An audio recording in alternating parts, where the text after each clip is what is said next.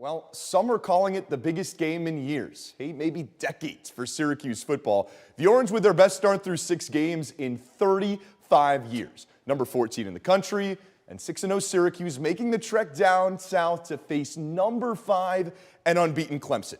Yeah, there was a lot on the line, and that's probably putting it lightly heading into this contest. Dino Babers, Dabo Sweeney, hey, which one of us is going to be unbeaten at the end of the day? Is it going to be me? No, it's going to be me. Syracuse down a touchdown early. That's until Garrett Schrader finds Sean Tucker on the wheel route wide open. He walks into the end zone, 7-7 game. Clemson on the doorstep trying to take the lead again. Hey, that football's on the ground. Jahad Carter, he says, I got it. On a one-way ticket to Pater. I'm talking 90 yards. Look at that crowd. It's stunned silence at Memorial Stadium. The Orange with a 14-7 lead in the second quarter. SU pushing again, trying to extend that lead, that insurance touchdown. Hey, it'd be pretty nice, wouldn't it be? Garrett Schrader, he says, I'll do it myself. A 7-yard run to put the Orange up 21-7. So Clemson takes their starter out, going to the true freshman, Clay Kubnick. This is on 3rd and 25, running out of bounds, and oh boy, a late push. Elijah Fuentes Cundiff. You see the reaction from the Syracuse sideline because they get awarded a free first down. Now early in the 4th, same drive, Clemson punches it in. Phil Maffa, 1 yard out, and Clemson now down just 1 score. They get the ball back, and they give it to the speedster, Will Shipley. A monstrous game, over 170 yards on the ground, and the Tigers, for the first time since the first quarter, have the lead. Last opportunity for the Orange, down by 6, and Garrett Schrader, he makes a game-sealing mistake. R.J. Mickens says, hey, I got it, fellas. Clemson survives. The Tigers win it 27-21 in Death Valley. Hey, Dino Babers, Michael Jones, this one's got to stick. What I've got in my hands are a few pieces of ripped paper. And this, well, this might as well represent the Syracuse 2-3 zone. Because today, the Syracuse defense was ripped to bits. Syracuse gave up its most points all season in a 99-82 defeat to Pittsburgh Saturday afternoon inside the Peterson Event Center. When asked after the game if this would maybe change things about the way that the Orange defense was run, Jim Boeheim simply said, there's only one shoe that fits this Orange team. We cannot play man, Mike. You can ask that question 100 times. We practice it. Look. You have a house painter and you say, no, I want you to paint like Picasso. That would be good if he could do that, but he can't. We play our defense. This is our defense. That's it. We don't have another defense. For the first time since 2006, the Orange give up over 90 points in back-to-back games. That's something that you'd think is probably going to have to change for Syracuse to have success in its final week of the regular season, which is entirely at home. It begins Tuesday night against Georgia Tech at 7 o'clock inside the JMA Wireless Dome. Reporting from the Peterson Event Center in Pittsburgh, I'm Zach Letson, Citrus TV. Syracuse football head coach Dino Babers called tonight an opportunity for his team to put all their hard work on display. For the first time since that Pinstripe Bowl loss, you remember that? 4 days after Christmas against Minnesota, Orange fans get their first glimpse at the gridiron and a glimpse at the 2023 Syracuse football team. Tonight is the annual spring game inside the Dome, and remember, starting quarterback Garrett Schrader, he underwent an arm procedure that keeps him out all spring, so expect Carlos Del Rio Wilson and Justin Lamson to take over behind center. Hey guys, right after you're done watching us on Live at 6, 7 o'clock, we got kickoff.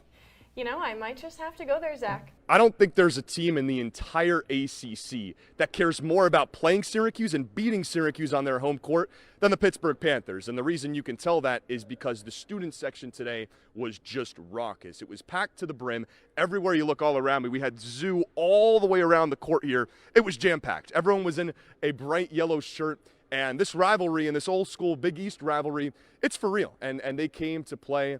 And the fans came to play as well. It was deafening. And so your question about how was it when they started hitting shots, it was overwhelming for the Syracuse team. It seemed like something they couldn't really recover from because of how loud it was in here. And Judah Mintz being a former Pitt commit, they were even louder when Judah had the ball. They were deafening from the word go in this game. And as Pitt made more shots in the second half, Guys, it only got louder. Well, we pick it up in the first half. Bryant with an 8-point lead, but watch what happens after the play. Judah Mintz takes exception to his shove from Doug Eddert, and then, it turns into a slap fest. First, Mintz goes after Eddert, then Eddert comes back with a slap, and then watch John Bolajak coming charging at Eddert, who says, "Get me out of here." In the end, they both get ejected. Later in this one, Syracuse struggling so much offensively, but there for the putback and in, Jesse Edwards, he gives Syracuse its first lead of the entire game. Coming down to the wire, down by one or Bryant until Sharif Gross Bullock with the buzzer beater gets it to go with under a second left. Last opportunity for Syracuse. In it goes the home run pass from Torrance.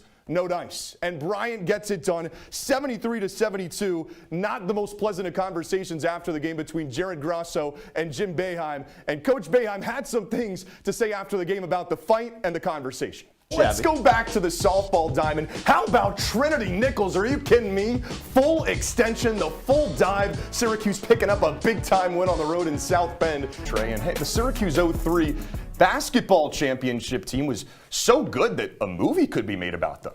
Well, wait a minute. That's exactly what happened. Tomorrow night, Syracuse.com debuts its documentary film, Will to Win, featuring, well, all the familiar faces from that 03 Orange championship team that went all the way. You saw them in the Dome for the regular season finale against Wake Forest. It's Mello, it's Hakeem Warwick, Jerry McNamara, Jim Boeheim, among countless others. The sounds of baseball. Something Syracuse Club baseball senior Aiden Berg has never gotten tired of. So I've been playing since I was probably like 5 or 6. I played throughout middle school, played some Babe Ruth, some Legion, which is kind of just high school baseball, and then I played for my high school team, and that's kind of all I've done before coming here and playing club baseball. But less than 2% of high school baseball players go on to play Division I college baseball.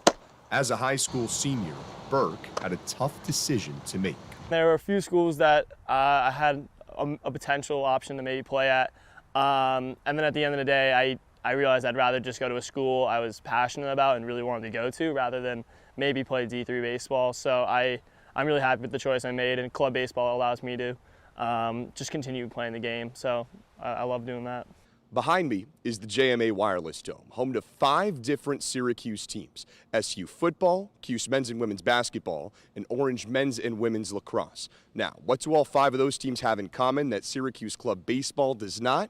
Well, they're official Division I NCAA teams. What does that mean? Well, they have guidelines and restrictions, rosters, coaching staffs, the whole 9. Syracuse Club baseball doesn't have to deal with any of that, so that allows Burke and company to get a lot more creative.